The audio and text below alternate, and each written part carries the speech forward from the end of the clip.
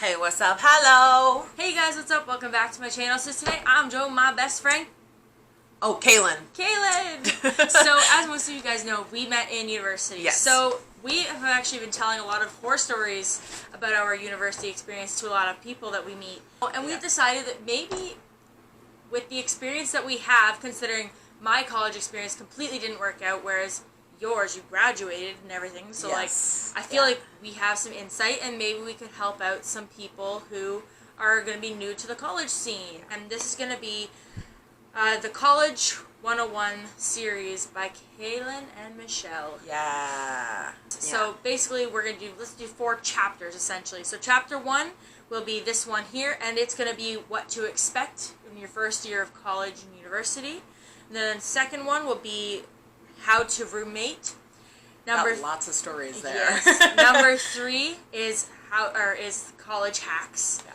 How to make things easier. Yep. And number 4 is packing. What to pack when you're moving in residence compared to Moving out. Yeah. So this one here, like I said, is going to be College 101, what to expect from your first year of college and university. And so here's the little thing we've come up with. College is nothing like high school. At all. In high school, they spend your entire time preparing you for college. They're not preparing you for anything. No. High school is completely different than college. Because high school, and this is where I went wrong, in high school, I got really good grades because I would sit in my room and memorize. Because high school is very much so repeat everything they say to you. Whereas college and university, they encourage you to actually use the brain that you have and that you've been trying to grow your entire life. So, I found that high school was a lot of hypotheticals. When you go into math class, you have Johnny has 3 apples. He gives 2 to Betsy. How many apples does he have?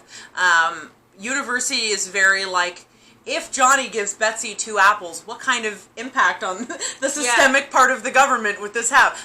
It's okay, cool, you have to learn to read in between the lines. You have to understand how to actually use your brain. You have to know how to think for yourself. They don't want you to spit back something. They will not just give you the answers. They expect that you're going to use your own brain. And if you have questions, make sure you ask about them. Yeah. Because if you don't ask and you don't understand an assignment, Yeah. they're not going to God. they're not going to take pity on you when everything makes no sense. Yeah.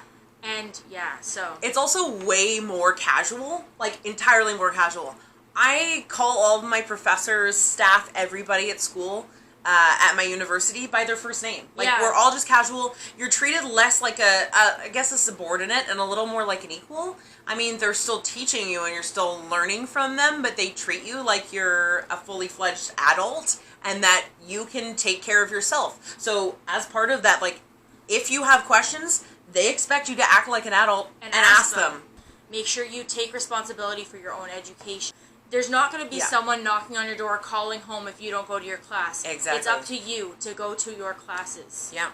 If you miss classes, it's not on the teachers. It's not on your roommates or your classmates to give you notes. It's up to you to be there and learn for yourself. Yeah, exactly. The next thing that we said you should expect is that everything on campus is expensive. That is the hardest and most stressful thing, other than the learning.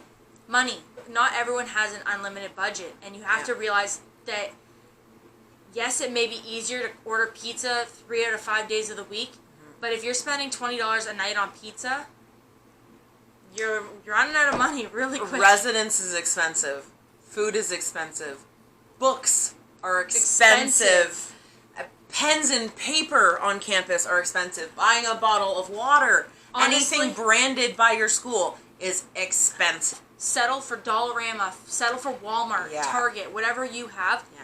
Don't save all of your shopping for when you get to school. Yeah. You don't need $23 pens. You can get, I know there's a very, I'm very much so a lanyard person, and I have been, every time my lanyard breaks, I make Kaylin buy me a new one from Toronto. Yeah. But honestly, that name tag, that label, is not worth it to continuously buy it throughout your entire...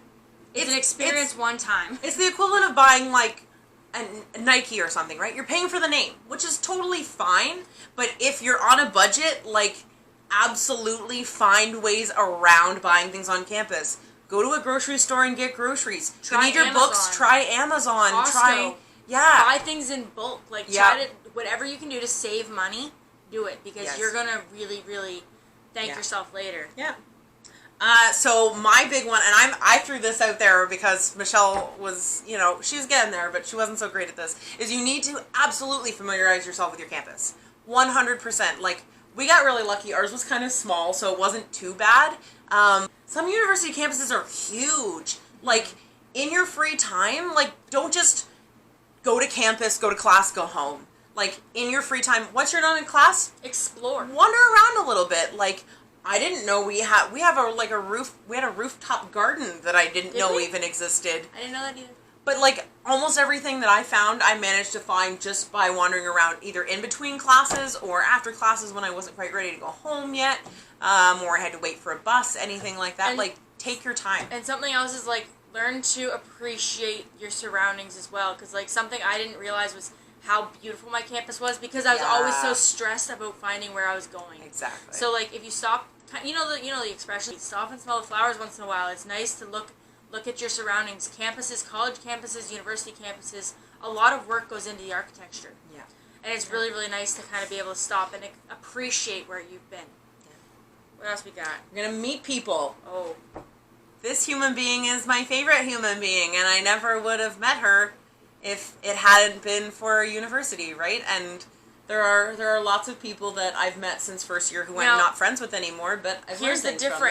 Here's the difference. We didn't go out of our way to meet each other. Exactly. We were kind of placed together. So yes, your roommates make great friends, but you want to make friends in other places too. Like when you're out exploring, hopefully you'll stumble upon someone who's just as lost and as new as you are. And remember, everybody in your area is just as scared as you are. Yeah. It's their first time here too. And you know what? If it's their second year, we made really good friends in second year for a little while, and it was great to know them because they knew some of the cool stories about your campus. They knew where to find things that you didn't. They knew about resources that you didn't.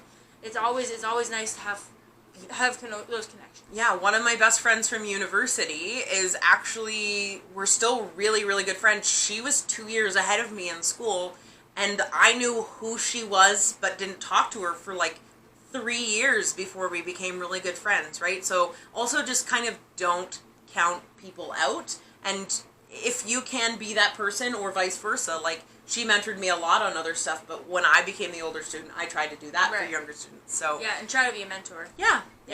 And also, okay, when you think college, you think Frosh 15. What does Frosh 15 mean? That means you're going to put on 15 pounds average of weight because of alcohol. Partying is fun. Don't overindulge. Yes, party, meet people, be social. I made the mistake of literally being drunk my entire university career, and that resulted in me failing out. So, don't overindulge in partying. Partying is fun, but do it in moderation. Yeah.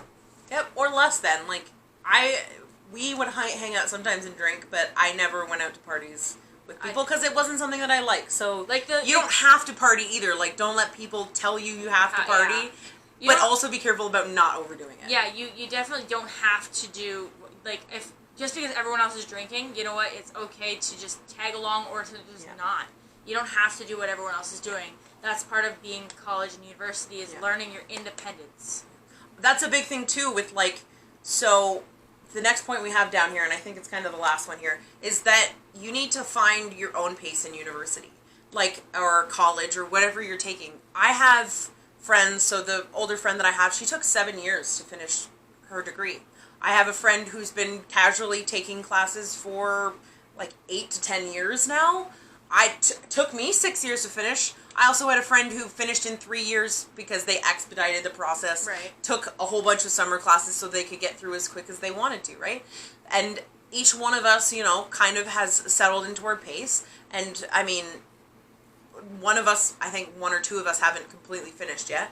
But, like, take your time. Like, if you want to take longer, that's great. You don't have to take 4 years because that's what's expected of you. You don't have to take certain classes because that's what's expected of you. Just because it's a 4-year degree doesn't mean you can't do it sooner. Doesn't mean you can't take a little longer. Yeah. 4-year degree means this many classes this semester, this many classes this semester for this many years. Yeah. But if you're one of those people that likes to be busy, that likes to sit down and take an extra class, if you can handle it, take an extra class. If there's too much on your plate, drop a class and take it later. Yeah. You don't have to take it all right now.